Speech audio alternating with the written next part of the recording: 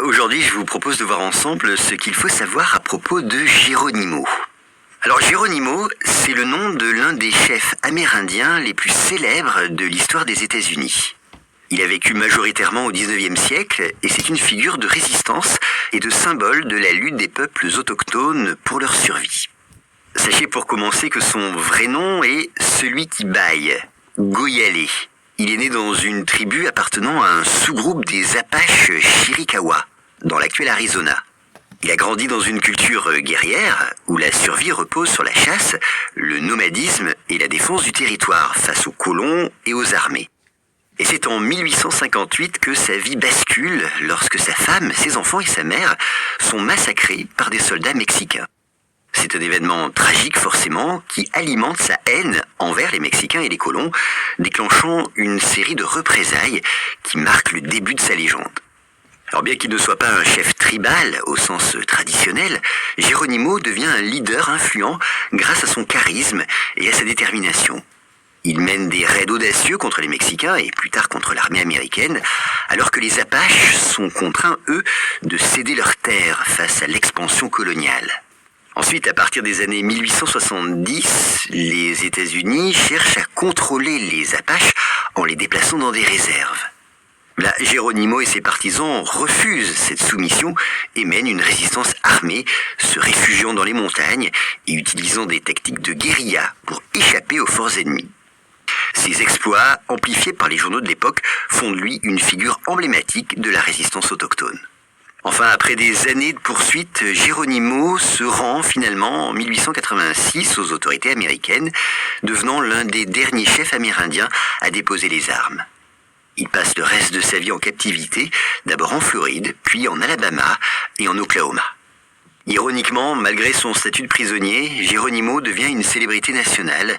Il participe à des expositions, comme l'exposition universelle de Saint-Louis en 1904, où il vend des souvenirs et raconte son histoire. Quant à son héritage, Geronimo incarne la résistance face à l'oppression et la défense de l'identité culturelle. Bien que sa reddition marque la fin d'une époque pour les Apaches, il reste une source d'inspiration pour les peuples autochtones et un symbole de courage face à l'adversité. Bonjour, aujourd'hui nous allons voir ce qu'il faut connaître à propos de la zone 51. Alors cette fameuse zone 51, située dans le désert du Nevada aux États-Unis, est l'une des installations les plus mystérieuses et fascinantes au monde. C'est une base militaire qui est entourée de secrets qui alimentent depuis des décennies des théories sur les extraterrestres, mais aussi sur des technologies avancées. D'abord voyons quelle est son origine.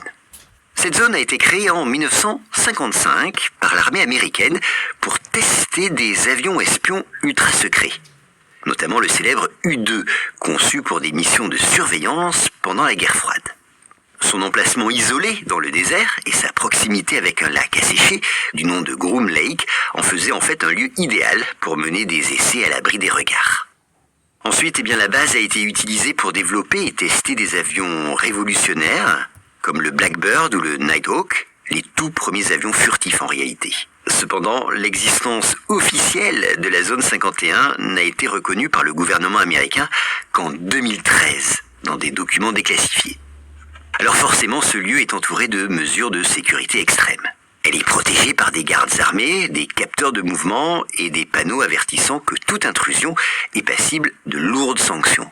Une opacité qui a logiquement suscité de nombreuses interrogations, car le public a rarement eu des informations claires sur ce qui s'y passe. C'est ainsi que la zone 51 est devenue célèbre pour ses théories extraterrestres. Des rumeurs qui commencent dans les années 1980, lorsqu'un ingénieur du nom de Bob Lazar affirme avoir travaillé sur des vaisseaux extraterrestres dans une installation très proche, surnommée S4. Il décrit des objets volants utilisant une technologie inconnue, ce qui renforce l'idée que la zone 51 cache des preuves de vie extraterrestre. Et puis des témoins affirment également avoir vu des ovnis près de la base. Et certains croient que des restes d'extraterrestres et d'objets récupérés lors de l'incident de Roswell en 1947 y sont stockés. Donc vous l'avez compris, cette zone est devenue aujourd'hui un symbole de mystère.